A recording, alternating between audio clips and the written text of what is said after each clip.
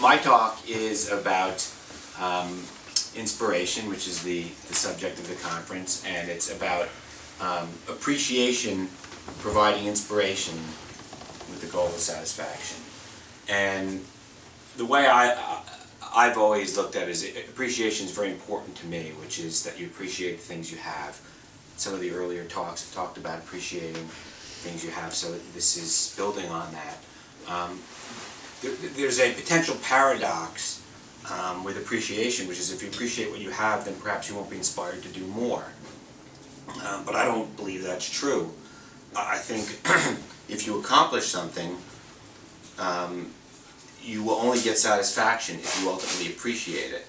And I realize these are abstract concepts, but I mean, the way this manifests itself to me in society is sometimes people feel like they're passing gates, or they're attaining things, and then it's a check mark and they're moving on and they're not appreciating it. And there's an emptiness, I think, to kind of chasing your tail of accomplishing things and then not being satisfied and moving on to do the next thing.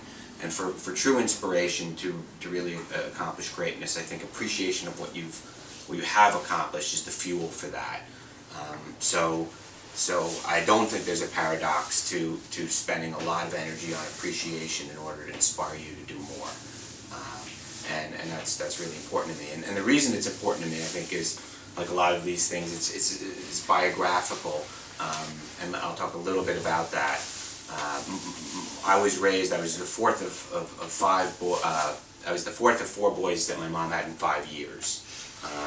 So we had a very large group of young boys, and we lived in a tenement in Harlem while my mother worked for my father to go through school, which was, well, but I was months old, so I didn't have any awareness at the time, until my father left, leaving my mom and 4 boys, all under the age of 5. I think I was 18 months at the time. Fortunately for me, my mom married a gentleman who one can only admire, who was in his early 20s without a job, who married a woman with 4 boys under the age of 7.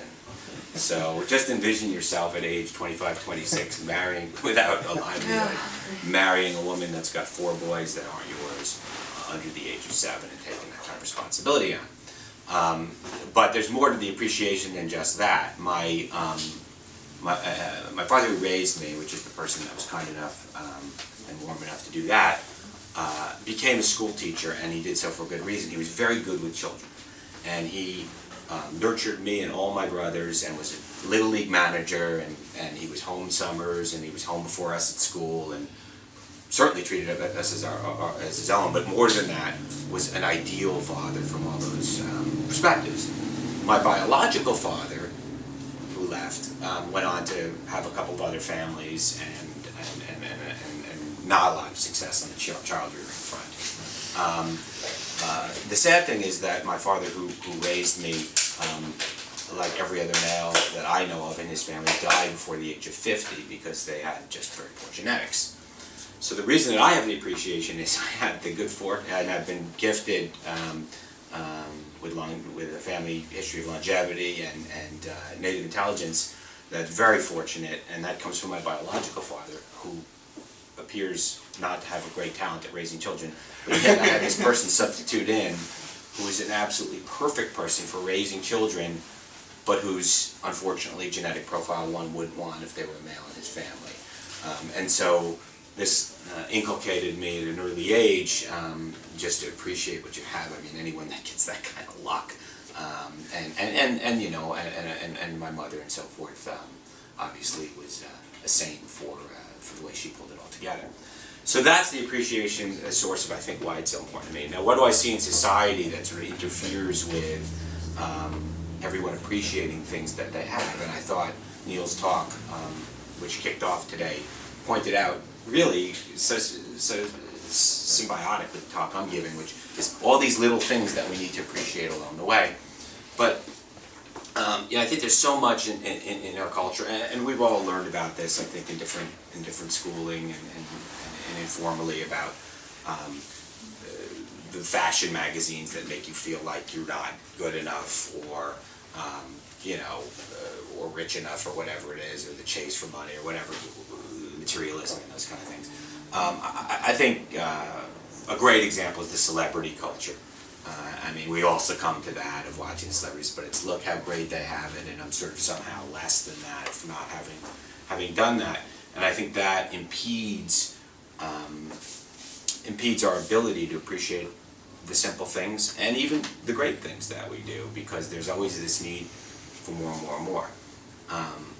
But I want to get to, and this has a slight political overtones, which I'll try to minimize but use for current purposes. But one area where I really see a lack of appreciation and that causes me concern in the zeitgeist currently is in politics with things that happen in the world that are unfortunate. We're not entitled to a perfect world. I mean, that could have been another name for the talk, right? We're not entitled for everything to go perfectly. We're lucky for all the little things that we have, or anything that we have, because it didn't have to be this way. And I want to highlight a few historical events where I think this is so. So the 9/11 tragedy in New York, there was a whole investigation and a lot of talk about the Phoenix memo, which was a memo out of the field office in Phoenix that you may remember in July of 2001, 2 months before the tragedy. And in that memo, someone wrote, Ken Williams, field officer there, wrote, "Be careful, there are Middle Eastern people that are training in for aviation, and they could be a danger." That's the essence of what it said. And he sent this to DC, and he sent it to New York. Some people got it, some people didn't. There was delays and so forth. But, basically what happened is after it happened, everyone said, okay, that couldn't have just been a bad thing that happened because crazy people took box cutters and did what they did. We should have stopped it. It shouldn't have happened. We were entitled to a world free of this event. And they then looked at all the paper that was out there retroactively and found this memo. And then it became the centerpiece for the 911 Commission statement that there was failures and that there's, essentially the implication is it should have been stopped. And I went and I looked back at the memo, and the memo was entitled Zacarias Suba and the risk that he was. And Zacarias Suba was a gentleman who was Muslim in Phoenix, who was taking aviation classes, wanted to go into aviation. He turns out lives in a date farm or something like that in Lebanon. He was detained for a year in 2002 after the investigation started, but he had nothing to do certainly in a direct way with 911. There was 9 other people named in the memo. None of them had anything to do with it. So basically this was a memo about 10 people this guy was concerned about in Phoenix that were taking flight courses, none of who were the people that were actually involved in the event. And so it was basically, in my view, happenstance. I mean, there's some generalized relationship, but it was happenstance. It's not as though he was identifying the right people or anything. And the moral of that, I mean, you could look at that in a lot of ways. From my perspective, is this ritual of whenever there's a bad event, looking back and saying, okay, why did this happen? This shouldn't have happened to us. We were entitled to this not happening, and someone's at fault. And then kind of a witch hunt happens for who was at fault for why it happened. And I think that shows a lack of appreciation for, we're lucky that we were able to build buildings. We're lucky that all the other buildings in the country haven't had something happen to them. And looking at it sort of the other way around. Another example of this, maybe with a touch of controversy, is the Katrina event. I mean, a major storm, hurricane, hit a major city. A lot of people are going to get hurt. A lot of people are going to die. Bad things are going to happen.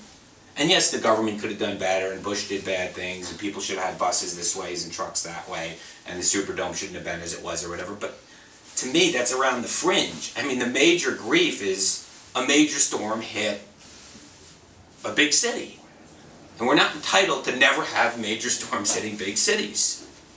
And so I feel like it's very important to appreciate everything and to avoid this sort of presumptuousness or sense of entitlement that everything must go the best, when I think it's our job daily to do what we can and understand that bad things are going to happen and just appreciate it. So the thing I want to leave with at the end, against this background, is that appreciation, I think, is a great source of inspiration. But it's not, I'm not suggesting that we don't all appreciate, and that faith, different faiths emphasize the importance of appreciation and so forth. But I think it is an incredibly challenging thing to do, to appreciate what you have and what you accomplish. It is a daily task. It is something that I work hard. You need to commit some substantial portion of your energy and your emotion and your intellect to making sure that you never take for granted that which you have. And it's a daily chore. It's one of those things that just isn't going to come easy. And so if nothing else from this talk, if I can add a smidgen to the amount of appreciation you give for the things that you have, and hopefully that appreciation will lead to inspiration because you'll feel fulfilled and satisfied by what you've accomplished already, then we'll have done something a little good. So, all right, thank you.